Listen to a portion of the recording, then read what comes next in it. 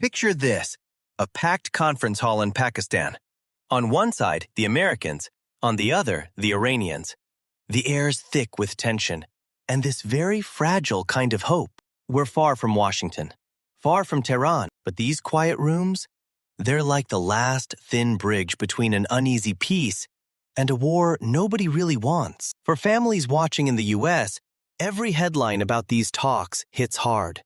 A mix of relief, fear, and that desperate need to know what's really going on. Why Pakistan? Why now? And can a few careful words in a conference room over there really stop missiles, drones, and armies that already feel like they're in motion? The stakes are painfully real, and the question hanging over everything is simple and terrifying. Will this end in peace or in flames? For years, U.S.-Iran relations have been a mess of sanctions, threats, and standoffs that all seem to point in one direction, toward conflict. Every crisis, nuclear disputes, attacks at sea, each one added another layer of mistrust. And now, all of that history is sitting in the room with them. These talks in Pakistan didn't just pop up out of nowhere. They're the result of pressure, fear, and the memory of wars that already scarred an entire generation. Behind those closed doors, American negotiators are carrying a lot: past failures, public expectations, and the fear of getting dragged into another long, ugly Middle East war. On the other side, Iranian representatives walk in wary, defensive.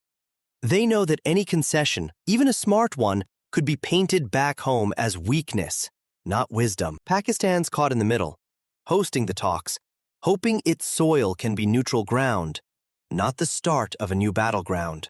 Even the venue sends a message. It's not the usual power capitals. It's a place where, maybe, both sides can sit face to face, without the weight of old scripts and old stage setting. Security outside is tight, but the real danger is inside. Mistrust, pride, old wounds.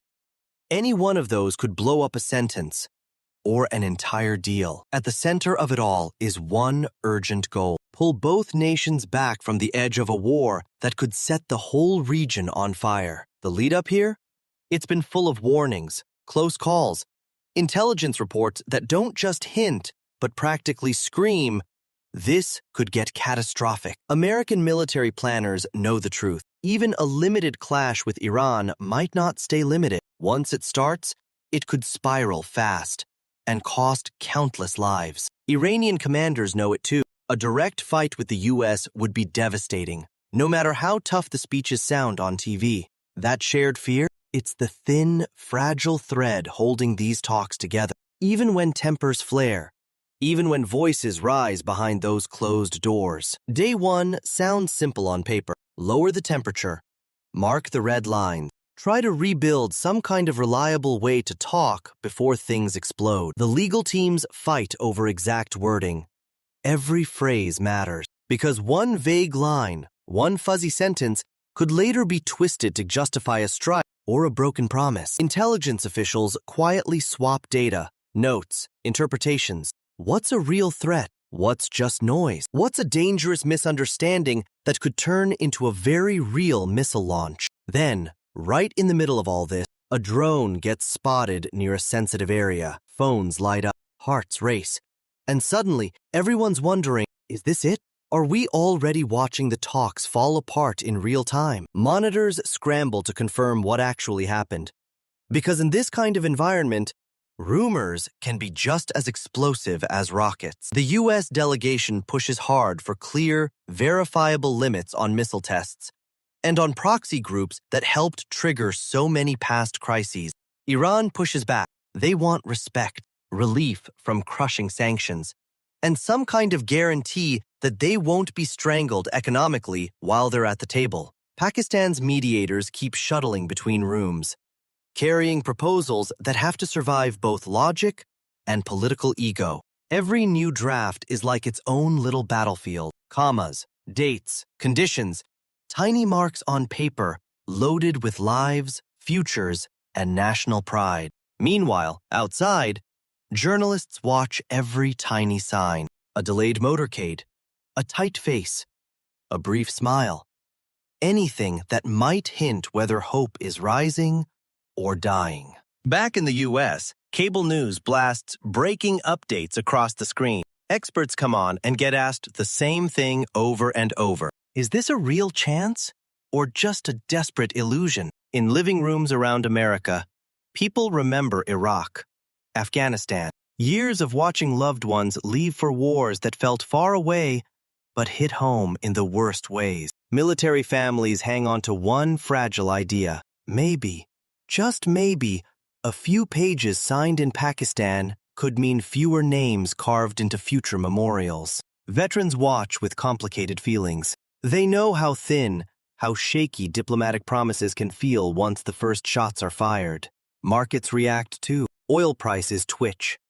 Investors get jumpy because even money knows how fragile this peace really is. In Washington, the politics light up fast. Some call the talks an act of courage. Others say it's dangerous, cutting deals with a long-time rival. Hearings, statements, sound bites. How far should the U.S. bend? What lines can never, ever be crossed, even for peace? But underneath all the noise, there's this quieter truth. If they're not talking, the path ahead is darker, louder, and soaked in regret. Every single hour these talks stay alive is a tiny victory against the momentum of war. Still, everyone in the room knows, even if they reach a breakthrough here, it has to survive the world outside. Parliaments, media, generals, crowds on the street. For any deal to matter, real systems have to accept it. Congress, the Iranian parliament, regional allies. All of them would need to swallow some hard, imperfect compromises. On the table are things like security guarantees, inspection systems, emergency hotlines to defuse a crisis before it turns into an explosion. If some of these tools work, even a little, they might slow the rush to war next time, give people space to think before they strike. If they don't, if everything fails, then decisions get faster, harsher, and way more deadly.